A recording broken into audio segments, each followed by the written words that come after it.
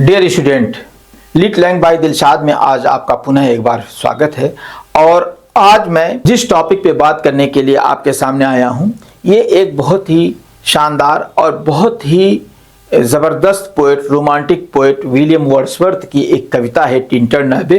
उसी के बारे में हम डिस्कस करेंगे कि और उसकी थीम समरी को समझेंगे कि टिंटन अबे में विलियम वर्ड्सवर्थ क्या कह रहा है। ये पोएम सभी लोगों के लिए इम्पॉर्टेंट है, चाहे वो ग्रेजुएट या पोस्ट ग्रेजुएट लेवल या किसी भी लेवल पे अगर उनके सिलेबस में ये पोएम शामिल है तो वो उनके लिए ये उपयोगी साबित होगी। सबसे पहले देख लीजिए कि ये कविता का जो थीम है, जो समरी है, वो किस तरीके से है कि इसमें पोएट जो है यानी वर्ड्सवर्थ जो है कुछ टिंटन अबे नाम के स्थान पे जाता है। इससे 5 वर्ष पहले भी वो उस स्थान पे गया था, लेकिन उसके मस्तिष्क में इतना डेवलपमेंट नहीं था। उस समय केवल वो पहाड़, वो ऊपरी दृश्यों को देखता था, लेकिन अब वो इंटरनल भावनाओं को समझने लगा है और खुद उसकी कुछ इंटरनल भावनाएं हैं जो टिंटन अबे के उस स्थान से जुड़ जाती हैं और उन भावनाओं को व्यक्त करता है। किस प्रकार से व्यक्त करता है, आइए देखते हैं। सबसे पहले हम हल्के से वर्ड्सवर्थ की का इंट्रोडक्शन ले लेते हैं। पोएट्स इंट्रोडक्शन है। विलियम वर्ड्सवर्थ 1770 to 1850 तक ये थे, अर्थात 1770 में पैदा हुए थे और 1850 तक वो जीवित रहे। अब मेजर इंग्लिश रोमांटिक पोएट, ये एक बड़े भारी भरकम रोमांटिक पोएट माने जाते हैं। इम्फेसाइज सिंपलिसिटी, इन्होंने सिंपलिसिटी को जोर दिया था, इम्फेसाइज किया था। ये सिंपलिसिटी को जोर देते हैं, ह्यूमन इमोशन पे जोर देते हैं, and nature as a central to poetry. और उनकी पोएट्री का जो सेंट्रल थीम है या सेंट्रल चीज है वो नेचर है वर्ड्सवर्थ की। वो नेचर पे बात करते हैं। With Coleridge he initiated the romantic movement through the lyrical ballads. वो क्या था कि उन्होंने ये क्या था, ही इनिशिएटेड, उन्होंने शुरू किया था, क्या था, कॉलेज के साथ उन्होंने शुरू किया था, रोमांटिक मूवमेंट शुरू किया था। उन्हीं के कॉलेज के साथ इन्होंने मिलकर के जो रोमांटिक मूवमेंट कहा जाता है इंग्लिश लिटरेचर में, और उसमें उन्होंने फिर लिरिकल बैलेड्स लिखे थे। और ये कब लिखा गया था, 1798 में लिखा गया था। तो ये एक बहुत इंपॉर्टेंट चीज थी। ये शॉर्ट में 2 लाइन के इंट्रोडक्शन में मैंने आपको बता दिया है। ये मैं 2 लाइन इसलिए कर रहा हूं कि ये जो इस पे ये एक काफी बड़े फॉन्ट में मैं लिखा हूं ताकि वीडियो पे यह स्पष्ट दिखाई दे। आपको समय से ही पता लग जाएगा कि कितनी जल्दी ये खत्म हो जाता है। तो ये एक बहुत शानदार ये है। आइए सा इंट्रोडक्शन ऑफ द पोएम देख लेते हैं कि पोएम में वो क्या कह रहे हैं, इस पोएम में उनका क्या कहने का तात्पर्य है। The full title is lines composed a few miles above Tintern अबे। ये पूरी कविता का ये जो नाम है वो lines composed a few miles above Tintern अबे। टिंटन अबे एक स्थान का नाम है, उसी स्थान से कुछ दूर पर ये कविता लिखी गई थी। उस टाइटल इसी के नाम से इसको टाइटल, इसका पूरा टाइटल है और हम लोग इसको टिंटन अबे के नाम से जानते हैं। Written during a walking tour, ये एक टूर पे जाते हैं। It reflects Wordsworth memories and the evolving relationship with the nature. और ये जो पोएट्री है वो वर्ड्सवर्थ की मेमोरी पे डिपेंड है, क्योंकि वर्ड्सवर्थ एक बार और इस जगह पर गया हुआ था, मैं अभी ऑलरेडी बता चुका हूं। और फिर उसके बाद जब वो दोबारा यहाँ पे जाता है तो उसकी मेमोरी और उसके थॉट्स कितने स्ट्रांग हैं कि वो फिर उनको जोड़ करके ये कविता को लिखता है। और फिर उसके बाद वर्ड्सवर्थ इस कविता को लिखता है। इसमें जो इसकी जो मेन थीम है, इसमें आती है main theme memory and recollection. वो याद है और फिर उसके बाद रिकलेक्ट करना, माने उन्हें याद करना। मेमोरी एंड रिकलेक्शन दोनों सिनोनिम है कि रिकलेक्ट माने याद करना, उसकी याददाश्त है और फिर उसके बाद जो बीती हुई बातों को रिकलेक्ट करता है, याद करता है। पावर ऑफ नेचर, वो नेचर के पावर को भी यहाँ पे बताता है कि नेचर कितना शक्तिशाली है, इसके बारे में भी इस कविता में बताता है। Growth of the human mind, और ह्यूमन माइंड के ग्रो के बारे में भी बात करता है, ग्रोथ की भी बात करता है। स्पिरिचुअल विजन, आध्यात्मिक विजन की भी बात करता है। Harmony between the humanity and the nature, इसमें सबसे इंपॉर्टेंट हार्मोनी की बात करता है, तालमेल की बात करता है, सामंजस्य की बात करता है। और किस चीज के बीच में, human, between the humanity and nature. Nature अर्थात नेचर, प्रकृति और मनुष्य के बीच एक तालमेल होना चाहिए। ऐसा न हो कि मनुष्य जो है इस नेचर का दुरुपयोग करे और एक दिन नेचर मनुष्य से हट जाए और फिर मनुष्य परेशानी में चला जाए, इस बात को कह रहा है। अगर हम समरी समरी की बात करते हैं, क्योंकि इसमें जो है हम समरी ही देख रहे हैं, summary of the Tintern Abbey. The Tintern Abbey Wordsworth revisits a river side landscape after 5 years। मैंने बताया था अभी कि जो कुछ साल पहले वो गया हुआ था, अर्थात 5 साल पहले वो गया हुआ था वहां पे, और फिर वो उसी स्थान को रिविजिट करता है, दोबारा देखता है। रिवर साइड, नदी का किनारा है, झील का किनारा है, वहां पे जाता है और 5 साल के बाद and poem records his inward changes and much as the scenery the opening lines displays his sensory delight. ये क्या कह रहा है कि सबसे पहले वो 5 साल के बाद जाता है एंड पोएम रिकॉर्ड, और पोएम रिकॉर्ड करते हिज इनवर्ड चेंजेस, जो उसकी आंतरिक जो सेंसरी है वो उसमें वो जो चेंज करता है उसी को बताता है। इनवर्ड चेंजेस, जो अंदरूनी परिवर्तन है, changes as much as the scenery. और वो जो देखिए दोनों चीजें हैं, वो यहाँ पे 2 बातें बता रहा है कि एक तो वहां के जो परिवर्तन हुआ है 5 साल पहले जो था, और वहां पे भी कुछ परिवर्तन हो गया है, फिर उसके बाद उसके थॉट और विचार में भी चेंज हो गए हैं, उसके इनवर्ड चेंजेस हो गए हैं। जैसे वो सीनरी चेंज हुई है, जो वहां की सीनरी जो सीन्स हैं वो चेंज हुए हैं, उसी तरीके से उसके इनवर्ड्स में भी कुछ चेंजिंग आई है, उसकी अंतरात्मा में भी, उसकी स्पिरिट में भी कुछ चेंज आया है, उसी की बात कर रहा है। The opening lines display his sensory, वो उसके जो ओपनिंग लाइन जो उसकी सेंसरी की बात करते हैं, अर्थात उसकी जो है ज्ञानेंद्रियों से जो संबंधित है उसकी बात करते हैं, आनंद की बात करते हैं, डिलाइट की बात करते हैं। और उसमें कौन कौन से आते हैं, फिर किस चीज की बात करता है, द हिल्स की बात करता है, द रिवर की बात करता है, एंड द पैस्टोरल सीन्स की बात करता है, जो पैस्टोरल चारागाह है उसकी बात करता है, इम्पार्ट काम एंड जॉय, और इम्पार्ट काम एंड जॉय वो आनंद की भी बात करता है। और जो है जो इम्पार्ट करते हैं, अर्थात जो है उसे ज्ञान प्राप्त होता है, जो वहां से वो ज्ञान प्रदान करता है, काम एंड जॉय, और वहां से उसको आनंद भी मिलता है, शांति भी मिलती है, वो सारी चीजें, ये जो नेचर है वो उसका एक ज्ञान भी देता है ना। जैसे वो इम्पार्ट माने ज्ञान प्रदान करना, इम्पार्ट का माने होता है ज्ञान प्रदान करना, वो ज्ञान प्रदान करता है। और दूसरी चीज होती है उसे शांति देता है और उसे एंजॉय भी देता है। लेकिन आगे क्या कहता है वो, but the heart of the poem, the heart of the poem lies in the contrast between the youthful immediacy and the matured reflection. इसमें इमीडिएट कैसी है, तो ये but the heart of the poem lies, लेकिन जो poem का जो एक डेप्थ है, गहराई है, वो किस चीज में है, किस चीज में आता है कि वो आता है poem lies in the contrast. ये किस में पाया जाता है, contrast between the but the heart of the poem lies, देखिए लाइन छूट गई थी, heart of the poem lies in the contrast between youthful immediacy and the matured reflection. ये 2 चीजें आता है।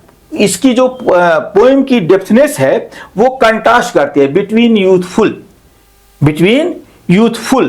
किस चीज में, यूथफुल अर्थात जवानी में, इमीडिएसी, और उसको जो इमीडिएसी कहता है, एक इमीडिएसी का जो मीनिंग जो यहां पे बताई गई है, क्या कहते हैं इसकी हिंदी जो है अविलंब या अव्यवधान, कि जो अव्यवधान यानी कि जो डिस्टरबेंस को के सन्निकट होता है। इसमें 2 चीज आती हैं कि वो कंट्रास्ट करता है किस चीज से, यूथफुल को, और दूसरी इमीडिएसी अर्थात अविलंबता को वो शो करता है, यानी कि जो चीज बहुत दिनों की में अविलंब हुआ है, यानी कि जो देर हुई है वो उसको कंटास्ट करता है। ऐसा नहीं लगता कि वो बहुत दिनों के बाद आया है, उसी चीज को वो कंटास्ट कर रहा है कि जो हम लंबे समय के बाद यहाँ आए हैं और जो है उसके बाद भी इससे उसकी करीबी बनी हुई है। देर के बाद भी करीबी होने को जो ये कहते हैं इमीडिएसी कहते हैं।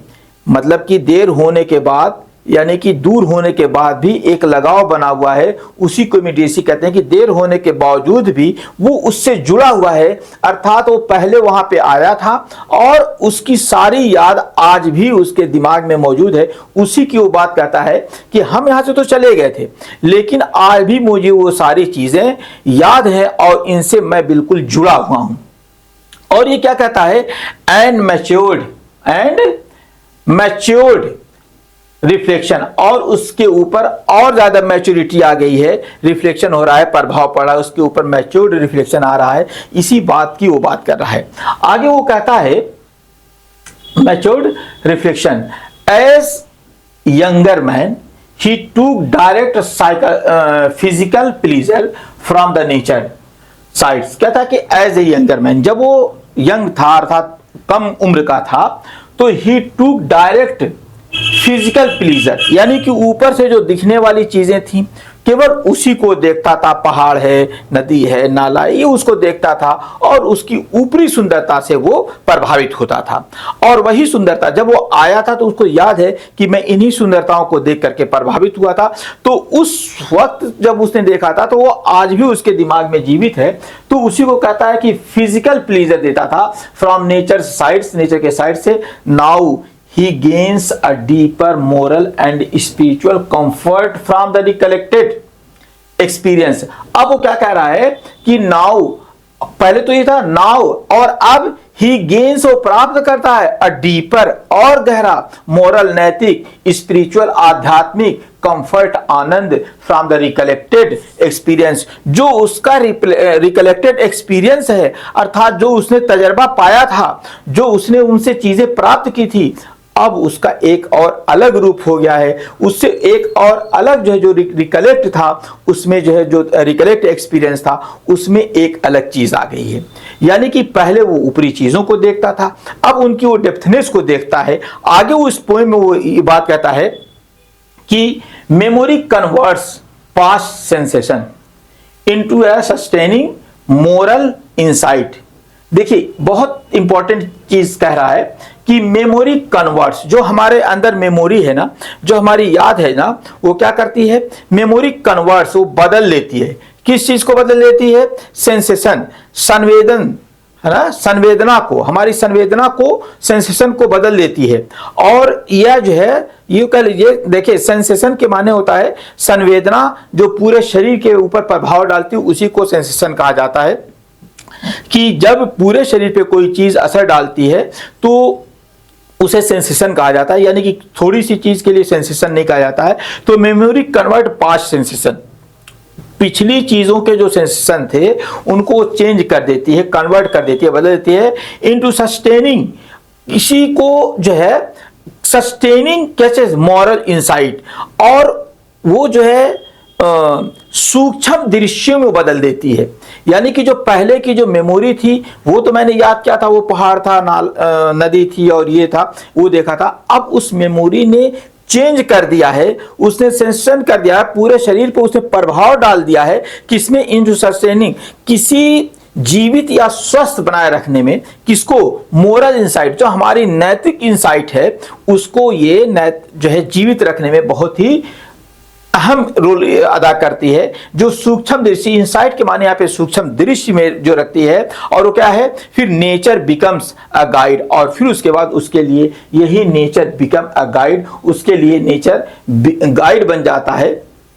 जैसे वो becomes a guide, healer and a moral teacher during the loneliness और पेन। कहता है कि जब वो चीजें हम मेमोरी को अपने माइंड में ले लेते हैं हम, तो वो हमारी सोचों को सूक्ष्म दृष्टि में परिवर्तित कर देता है, और फिर क्या है, वो बन जाता है वही सूक्ष्म दृष्टि। नेचर की वो जो चीजें हैं जब हमारे अंदर परिवर्तित हो जाती हैं तो हमारे लिए क्या क्या हो जाती हैं, सबसे पहले हो जाती हैं वो गाइड बन जाती हैं, हमारी पथ प्रदर्शक बन जाती हैं, हीलर, दुखों को भरने वाली बन जाती हैं।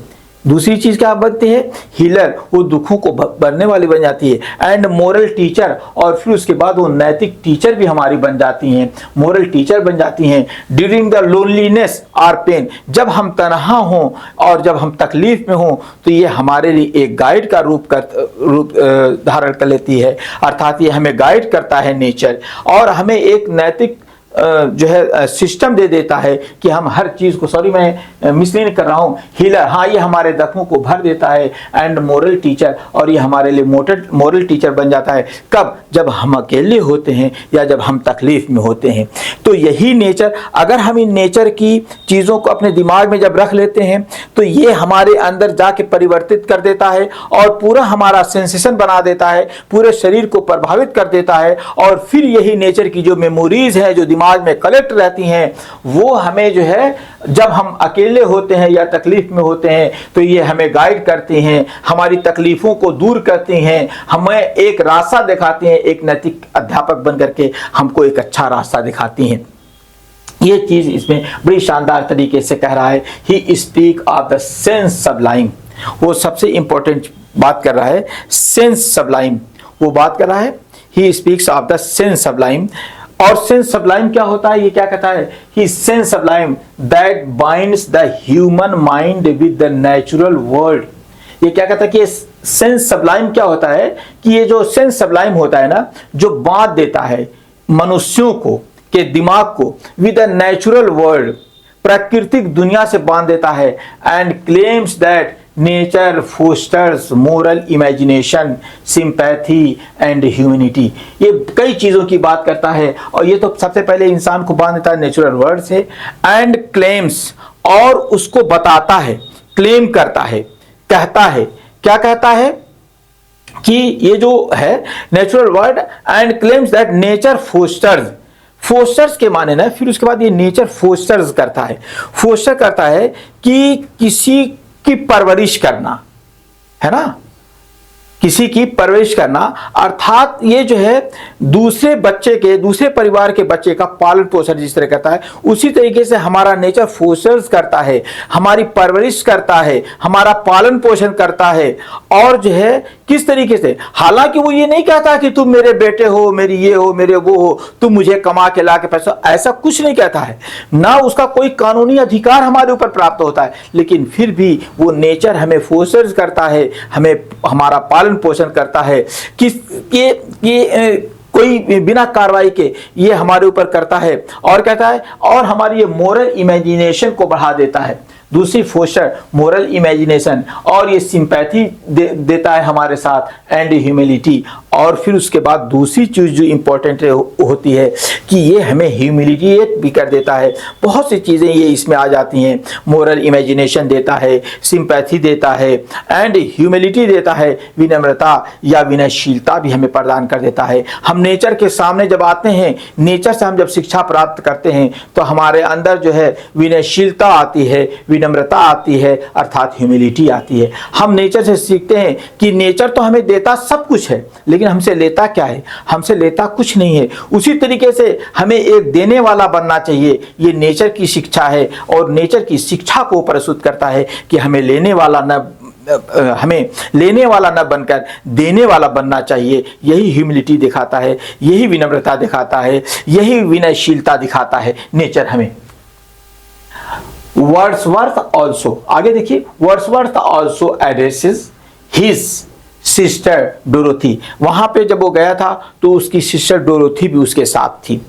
जब वहां पे वो जाता है तो उसके साथ उसकी बहन डोरोथी भी उसके साथ थी, और वो कहता क्या है, डोरोथी के साथ क्या करता है, Dorothy expressing hope that she will keep vivid memories of the present scene and that nature's benign influence will guard her future. अब देखिए क्या कह रहा है कि वो डोरोथी को कहता है, Wordsworth also address his sister Dorothy, और डोरोथी के, और एक्सप्रेसिंग होप, और वो आशा की उम्मीद करता है, that she will keep vivid. ये जो उसके सामने जो ये है सजीव या सुस्पष्ट प्रभाव है, ये जो सामने दिखाई दे रहा है, मेमोराइज, और उन्हें याद कर लेगी ऑफ द प्रेजेंट सीन, जो इस समय विभिन्न प्रकार के सजीव जो ये जीवित जो चीज़ें दिखाई दे रहे हैं, विविध माने सजीव चीज़ें जो दिखाई दे रहे हैं, जो क्लियर दिखाई दे रही हैं, उससे अपने अंदर मेमोराइज कर लेना। अपनी बहन से कहता है, देखो बहन, ये जो तुम देख रहे हो ना, इन चीज़ों को मेमोराइज कर लो, इन चीज़ों को याद कर लो, इन चीज़ों को अपने दिमाग में प्रिजर्व कर लो, सुरक्षित कर लो, फ्रीज कर लो। और क्यों सुरीज कर लो, ये प्रेजेंट सीन है। And that nature's benign influence, और ये जो विल गार्ड, ये तुम्हारी सुरक्षा करेंगे, ये तुम्हारे लिए नफे की चीज होगी, ये तुम्हें सुरक्षा देंगे। ये क्या कह रहा है, एक्सप्रेसिंग होप जो है, ये क्या कहता है, be in influence will guard her future, और उसके भविष्य के ये गार्ड होंगे। तुम इन चीज़ों को अगर अपने दिमाग में बैठा लोगी, इनको मेमोराइज कर लोगी, तो जब तुम परेशानी में होगी, पेन में होगी, अकेली होगी, तो ये तुम्हारे गाइड होंगे, ये तुम्हारे पथ प्रदर्शक होंगे। इन्हें याद कर लो। अपनी बहन से वो कहता है, इन्हें याद कर लो। इसी प्रकार से अगर आप भी नेचर में जाते हैं, नेचर से के फलों को पाते हैं, तो आप देखिए कि जिसने भी ये पेड़ लगाए थे, जो आज हमें छाया मिल रही है, यकीनन वो इससे छाया प्राप्त नहीं किया होगा। और वो तो पेड़ लगा के चला गया, ये पेड़ जो है उसको छाया नहीं मिली, वो भी एक बहुत बड़ा जो है दानवीर था, जिसने हमें पेड़ पौधे लगा करके दे दिए। उसको तो उसका न कोई फल मिला, न उसकी छाया मिली, न उसकी सुख की अनुभूति किया, परंतु उसने हमारे लिए जो किया था, ये सोच लो। तो वही अपनी बहन को बताता है कि जब तुम अकेली होगी, जब तुम तन्हा होगी, तो ये तुम्हें एक गाइड, एक प्रदर्शक के रूप में तुम्हें दिखाई देंगे। यही इसमें उस कविता में कहता है। और आगे क्या कहता है, कहता है present scene and that nature's benign influence will be guard her future, और कहता है the poem is less a travelogue. देखिए अब आगे यहां से बात कह रहा है, अपनी बहन डोरोथी को समझाने के बाद आगे इसमें बात कही जा रही है कि ये पोएम जो है ना, ये एक ट्रेवेलॉग है, यात्रा वृत्तांत है। देन एन एक्सटेंडेड मेडिटेशन, ये जो है एक एक्सटेंडेड मेडिटेशन जो है, अर्थात ये कह रहा है कि मेडिटेशन है, एक लंबा चौड़ा मेडिटेशन है, ध्यान है, साधना है। तो ये जो ये पोएम जो है ना, इस लेस ट्रेवेलॉग, ये ट्रेवेलॉग नहीं है, बल्कि देन एन एक्सटेंडेड मेडिटेशन, ये एक साधना है। ये नहीं आप इस पोएम को ऐसा मत समझिए कि एक ट्रेवलॉग है, यात्रा वृत्तांत है, बल्कि ये एक मन की साधना है, ये एक ध्यान है, ये मन की साधना है। ऑन हाउ लैंडस्केप, किस तरीके से ये साधना है, on how landscape shapes consciousness and sustains the self across time. ये कहता क्या है कि किस तरीके से ये जो लैंडस्केप है, ये भूमि है, ये जमीन है, ये जमीन का जो टुकड़ा है, वो क्या कह रहा है, ये हमारी साधनाओं, ये उसकी साधना नहीं है। और हाउ लैंडस्केप, ये जो जमीन का ये जो टुकड़ा है ना, लैंडस्केप है ना, ये शेप्स, ये हमारे कॉन्शसनेस, हमारे जो कॉन्सेंस को ये जगा देता है, एंड सस्टेन, और ये स्वस्थ बनाता है या जीवित रखता है किसको, द सेल्फ अक्रॉस टाइम। और ये जो सेल्फ अक्रॉस टाइम है, समय के बाद ये हमें जीवित रखता है। अर्थात ये सारी चीजें हमको जीवित रखती हैं। जो चीजें आज हम इस लैंडस्केप को देख रहे हैं, यही लैंडस्केप हमें जीवित रखने में, हमको जो है स्वस्थ बनाए रखने में सहयोगी होता है। शोइंग वर्ड्सवर्थ कन्वेंशन, और ये जो क्या कर रहा है, शोइंग, वो दिखा रहा है Wordsworth conviction that recollected nature can nurture ethical depth and the personal ability. और फिर उसके बाद वर्ड्सवर्थ कन्विक्शन जो है, ये वर्ड्सवर्थ के जो थॉट्स हैं, वो क्या कह रहा है इसमें, ये जो उसकी धारणा है, कन्विक्शन के माने उसकी जो धारणा है, वर्ड्सवर्थ के जो विचार हैं, जो धारणा है, दैट रिकलेक्ट नेचर, और ये कैन नर्चर, ये जो है ना देखभाल करता है। नर्चर के माने जब कोई बच्चा जब छोटा होता है तो उसको बहुत विशेष देखभाल की जरूरत होती है, तो ये नर्चर उसी को कहा जाता है। ये हमारी बहुत विशेष देखभाल करता है। ये जो नेचर है ये हमारे बहुत विशेष तरीके से देखभाल करता है, ये हमारी रक्षा करता है, ये हमारा पालन पोषण करता है। किसका? इथिकल, नैतिक डेप्थ और पर्सनल स्टेबिलिटी। ये हमारे अंदर नैतिक डेप्थ भी देता है, नैतिक गहराई भी देता है और पर्सनल स्टेबिलिटी और व्यक्तिगत स्थिरता भी देता है। अगर हम नेचर की बात देखते हैं, हम नेचर से सीखते हैं, तो ये हमें नेचर बहुत सी चीज़ों को देखता है। इसी के साथ आप थोड़ा सा इसकी हिंदी भी देख लीजिए, क्योंकि हिंदी मैंने इसलिए दे दिया है कि चूंकि हम लोग इधर के हैं और यहाँ पे बहुत बार ऐसा होता है कि हम इंग्लिश को बहुत ज़्यादा समझ नहीं पाते हैं। तो केवल इसको समझने के लिए इसके ऊपर डिपेंड मत होइएगा, पूरी तरीके से डिपेंड ना होइएगा, क्योंकि मैंने इसको बस एक सार के रूप में इसको लिया है। इसको जो कोई ऐसा नहीं है कि मैंने इसको वर्ड बाय वर्ड ट्रांसलेट किया है, बल्कि एक सार के रूप में दिया है। तो ये एक आपकी पोएम थी और इस पोएम की समरी थी और बहुत ही शानदार वर्ड्सवर्थ की एक पोएम थी जिसको टिंटन अबे कहा जाता है। और इसमें वर्ड्सवर्थ ने नेचर की इतनी सुंदर व्याख्या की है और नेचर को एक ऐसा टीचर के रूप में प्रस्तुत किया है कि वाकई ऐसा टीचर मिलना बहुत जो है दूर की बात है, असंभव है कि इस जैसा नेचर हमारा टीचर है वैसा कोई टीचर मिल जाए। ऐसी बात नहीं है। इसको कोई अपनी बात नहीं होती है। नेचर हमसे कुछ चाहता नहीं, न फीस चाहता है, न लाइक चाहता है, न सब्सक्राइब चाहता है। नेचर इस प्रकार का टीचर है, न वो हमसे लाइक चाहता है, न सब्सक्राइब चाहता है, न बेल आइकन चाहता है, बल्कि मात्र हमको जो है एक ऐसा टीचर है जो केवल हमें हर तरीके से गाइड करता है। गाइड करने के साथ साथ हमारा पालन पोषण करता है। तो इस तरीके की और कविताओं की समरीज पढ़ने के लिए, देखने के लिए, समझने के लिए मेरे चैनल को सब्सक्राइब कर लीजिएगा, लाइक कर लीजिएगा, शेयर कर लीजिएगा, क्योंकि मैं नेचर नहीं हूं, मैं मनुष्य हूं। Thank you.